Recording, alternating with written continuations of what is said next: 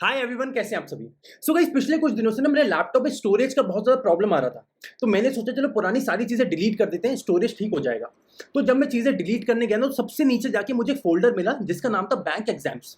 तो जब मैंने उस फ़ोल्डर को ओपन करा तो वहाँ पे 2 फ़ोटोज़ थे और उन पे लिखा था SBI PO score cards. Photos को खोला ना तो मैं आपको वो फीलिंग बता नहीं सकता। मतलब वो इतनी अलग टाइप की फीलिंग थी। अगर मैं बचपन से रिलेट करूँ तो बचपन में कभी-कभी होता था ना, हम क्रिकेट खेलने जाते थे, किसी ने शॉट मारा, हमारी बॉल खो गई और मैं कोने में ऐसे मायूस होके बैठा रहता था। और फिर अचानक से अगर वो बॉल मुझे वापस मिल जाए तो जो खुशी मुझे उस टाइम होती थी, वही खुशी मुझे एक्चुअली में वो एसबीआई पीओ के स्कोर कार्ड्स देखने के बाद हुई। बिकॉज जब मैं आज वो पीछे मुड़ के देखता हूँ ना, तो वो मैंने जितनी मेहनत करी, मतलब मैं पूरा पूरा दिन पढ़ाई करता रहता था, दोस्तों से कम मिलता था भाई, रात को पढ़ के सोए, सुबह उठते ही पढ़ना चालू करा, मॉक टेस्ट लगाया। उस टाइम में मैंने अपने दोस्तों से भी मिलना बहुत कम कर दिया था, बातें करनी बहुत कम कर दी थी। बिकॉज एक्चुअली में रीजन ये नहीं था कि शायद मुझे पढ़ना था, पर रीजन ये था कि वो अपनी लाइफ में बहुत सक्सेसफुल हो चुके थे और मैं अभी अपनी लाइफ में कुछ भी नहीं कर पाया था। मतलब मैं एक फेलियर था जो एक्चुअल में शायद एग्जाम निकाल भी पाता या नहीं निकाल पाता, मुझे नहीं पता था। बट आज जब मैंने वो स्कोर कार्ड देखा ना, तो मुझे लिटरली अंदर से बस यही feeling I that it was worth it. और वो हर मिनट, वो हर सेकंड जो मैंने मेहनत करी थी इसके लिए, वो हर चीज यहाँ पे वर्थ इट थी। बिकॉज आज जो चीज मुझे मिलती है, जो इज्जत मुझे मिलती है, सोसाइटी में रिस्पेक्ट मिलती है, वो हर चीज वर्थ इट है, वो उस मेहनत के लिए जो आप लोग आज कर रहे हो। तो मैं जल्दी से ना आप लोग को अपना स्कोर कार्ड दिखाता हूँ। सो गाइस, ये रहा मेरा एसबीआई पीओ प्रीलिम्स का स्कोर कार्ड। भाई, ये प्रीलिम्स हुआ था मेरा अप्रैल में 2017 में। भाई, स्कोर कार्ड में मैंने क्या स्कोर करा यहाँ देख लेते हैं। भाई, तीनों सेक्शन में देख लेते हैं, इंग्लिश, क्वांट और रीजनिंग। भाई देखो, इंग्लिश में उस टाइम कट ऑफ गया था 8.75 और मेरा स्कोर आया था 21.75। क्वांट में कट ऑफ गया था 10.25 और मेरा आया था 22.5। और रीजनिंग में था कट ऑफ 6.5 और मेरा स्कोर गया था 19.5। मतलब मेरा ओवरऑल स्कोर आया था 63.75 और उस साल का कट ऑफ था 51.50।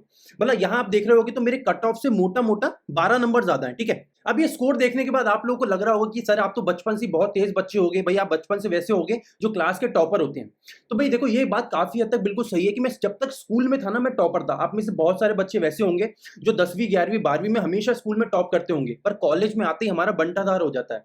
भाई, कॉलेज में आते ही मैं बन गया था क्लास का बैक बेंचर। भाई, जिसको क्लास से कोई लेना देना नहीं है, क्लास में उसका अपना ही चल रहा है पीछे बैठ के। भाई, कॉलेज में वैसे ही चलता रहा। भाई, मैं क्लास में और पीछे का पीछे होता गया। मतलब एक ऐसी कंडीशन में पहुंच गया कि जहां पे जाके मेरे सारे दोस्तों का प्लेसमेंट हो गया और मेरा प्लेसमेंट तक नहीं हुआ। वहां से लेके मुझे पता था अगर मैं और ज्यादा मेहनत नहीं करूंगा तो मैं अपनी लाइफ में पूरी तरह से फेल हो जाऊंगा। तो वहीं जाके फिर मैंने मेहनत करना चालू करा। इसके बाद मैंने कैट एग्जाम दिया, फिर एसबीआई पीओ का एग्जाम दिया। और आप मानोगे नहीं, ये एसबीआई पीओ का प्रीलिम्स एग्जाम मेरा सबसे पहला गवर्नमेंट एग्जाम था जिसकी मैंने तैयारी करी थी। और वो पहला गवर्नमेंट एग्जाम जो एक्चुअली में मैं हॉल में बैठ के दिया था, उसमें भी अगर मैं कट ऑफ से 12 नंबर ज्यादा लेके आ सकता हूं, तो इसका मतलब यह है कि आप में से हर बच्चा अगर मेहनत करे तो भाई वो अपने सारे सपनों को हासिल कर सकता है। यहाँ पे देखो, मेरे मम्मी पापा हमेशा मुझे कहते थे कि बेटा तेरा नाम तो चिराग है, तो तू हमारा नाम पक्का रोशन करेगा। बट वहां प्रॉब्लम ये होती थी ना कि मुझे ये समझ नहीं आता था कि मैं करूंगा कैसे। बिकॉज ना तो मुझे कोई चीज बहुत ज्यादा अच्छे से आती थी और ना तो मैं किसी चीज में टैलेंटेड था। और आप में से मैक्सिमम बच्चों के साथ भी अभी वही होता होगा कि हमें अंदर से फील आता होगा यार हमें कोई चीज बहुत ज्यादा अच्छे से आती नहीं है, ना हम टैलेंटेड है, तो हम अपनी लाइफ में कुछ कर भी पाएंगे या नहीं कर पाएंगे। तो मैं आप लोगों को एक बात बताता हूं जो मैंने अपनी जिंदगी में बहुत पहले सीख ली थी कि भाई अगर मेरे अंदर टैलेंट नहीं है तो मैं इतना ज्यादा हार्ड वर्क करूंगा कि मुझसे ज्यादा हार्ड वर्क कोई कर नहीं सकता। मैं देखो, ये एक बात ना अपनी तैयारी में जितने भी लोगों के साथ करता था उन लोगों को हमेशा बोलता था। बिकॉज जब मैं स्टार्टिंग कर रहा था ना तैयारी की, तो बहुत सारे बच्चे थे वहां के टॉपर होते थे। तो मैं हमेशा जाके ना उस टॉपर को चैलेंज करता था कि ठीक है आज टॉपर हो आप, कोई बात नहीं है, पर इसके बाद अब मैं इतना हार्डवर्क करूंगा कि आपकी कुर्सी अब खतरे में है। और ये मैं बात बहुत बार आप लोग को पहले ही बोल चुका हूं कि मेरा हमेशा बस एक एम रहता था कि भाई टॉपर को उसकी कुर्सी से हटाना है और वो टॉपर की कुर्सी खुद लेनी है। तो भाई मैं उसके बाद में कभी टाइम नहीं देखता था। भाई जितना हार्डवर्क मैंने करा है ना, मैं आप लोगों को बोल सकता हूं आप में से बहुत कम बच्चे कर पाएंगे। और इसी रीजन से आप में से बहुत कम बच्चे हैं जो इस बार एसबीआई पीओ या आईबीपीएस पीओ निकाल पाएंगे। बिकॉज देखो, दिन भर एक जगह बैठ के पढ़ाई करना, अपने दोस्तों से बातें ना करना, बाहर ना जाना, मॉक टेस्ट लगाना, प्रैक्टिस करना, ये सारी चीजें करने के लिए भाई एक तो बहुत ज्यादा हार्डवर्क चाहिए होता है और बहुत ज्यादा सेक्रीफाइस चाहिए होता है। तो अगर आप लोग ये सारा सेक्रीफाइस करने के लिए तैयार हैं, उतना हार्डवर्क करने के लिए तैयार हैं, तब जाके ही आपको वो कुर्सी मिलेगी जो आप डिजर्व करते हैं। अब देखो, अगर मैं स्ट्रैटेजी की बात करूं तो मैं बहुत सारी स्ट्रैटेजीज के बारे में ऑलरेडी अपने अलग अलग वीडियोस में बता चुका हूं। बट फिर भी मैं यहाँ पे आपको एक बहुत शॉर्ट में चीजें बताता हूं कि हमेशा फाइनल एग्जाम में जाने से पहले ना आपका सीक्वेंस ऑफ अटेम्प्ट तैयार होना चाहिए। भाई आपको पता होना चाहिए कि आपको किस सीक्वेंस में चीजों को अटेम्प्ट करना है। जैसे मैं अगर इंग्लिश में बताऊं तो भाई इंग्लिश में मेरा अटेम्प्ट क्या रहता था, सबसे पहले मैं रीडिंग कॉम्प्रिहेंशन से चालू करता था। ये मेरा है, आप अपना बनाओ, मैं आपको अपना बता रहा हूं। मैं रीडिंग कॉम्प्रिहेंशन से चालू करता था जिसको मैं 7 मिनट देखता था। इसके बाद मैं एरर डिटेक्शन करता था, फिर मैं फिलर्स करता था, फिर मैं क्लोज टेस्ट करता था। फाइनल में अगर आखिरी में टाइम बचता था तब मैं जाके पैरा जंबल करता था। ये मेरा सीक्वेंस ऑफ इवेंट रहता था। अब अगर मैं क्वांट की बात करूं तो भाई प्रीलिम्स में सबसे पहले मैं क्वांट में करता था स्पीड मैथ्स, मतलब simplification, approximation, quadratic equation, number series, ये सबसे पहले करता था। और मेरी कोशिश रहती थी कि इनको 7 से 8 मिनट के अंदर पूरा कंप्लीट कर दो। मतलब 10 क्वेश्चन आए, 12 क्वेश्चन आए, जितने भी आए उनको 7 से 8 मिनट के अंदर कंप्लीट कर दो। इसके बाद डीआई में लग जाता था।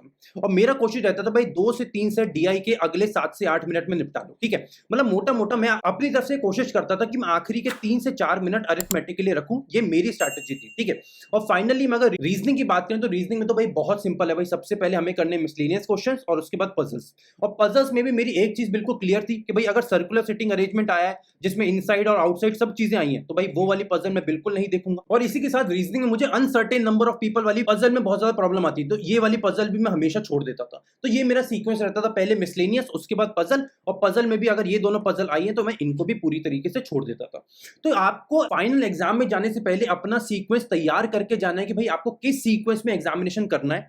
अब ये सीक्वेंस आप कैसे तैयार करोगे भाई, एकमात्र तरीका है जो आपको अपना सीक्वेंस तैयार करने का, वो है भाई ज्यादा से ज्यादा मॉक टेस्ट लगाओ। ठीक है, अब आपको जो मॉक टेस्ट सीरीज पसंद है वो मॉक टेस्ट जरूर लगाओ, बट मैं आपको बोलूंगा ज्यादा से ज्यादा मॉक टेस्ट लगाओ। बिकॉज देखो prelims is all about practice and mock test. Because देखो आप कितनी भी कैलकुलेशन पे काम करते रहो, रीजनिंग के अलग अलग पजल लगा लो, इंग्लिश की रीडिंग करते रहो, बट तब तक आपकी स्पीड नहीं आएगी जब तक आप एक्चुअल एग्जामिनेशन में, होता है ना टाइमर वाले एग्जामिनेशन में, तैयारी नहीं करोगे। तो मॉक टेस्ट लगाओ, तैयारी करो। और ये स्कोर कार्ड दिखाने का ना बस एकमात्र उद्देश्य बस यही है मेरा कि ये जो नीचे लिखा है ना, congratulations you have been shortlisted for the mains examination. और इस बार ना अपने लिए मेहनत नहीं करेंगे, पर अपने से ऊपर उठ के अपने माँ बाप के लिए मेहनत करो और उनके सपने पूरे करो। भाई वो जो इतना सोच के आपको बचपन से पाल रहे हैं, आपका पूरा पालन पोषण कर रहे हैं, आपकी पूरी पढ़ाइयां करवा रहे हैं, भाई अब उनको बोलो कि मम्मी पापा मैं भी सेट हो गया हूं या मैं भी सेट हो गई हूं, अब मैं भी सरकारी अफसर बन गया हूं या बन गई हूं, अब आप आराम से बैठो, अब आप लोग रिटायर हो सकते हो। बिकॉज अब आपका बेटी या बेटा आपके घर संभाल ले।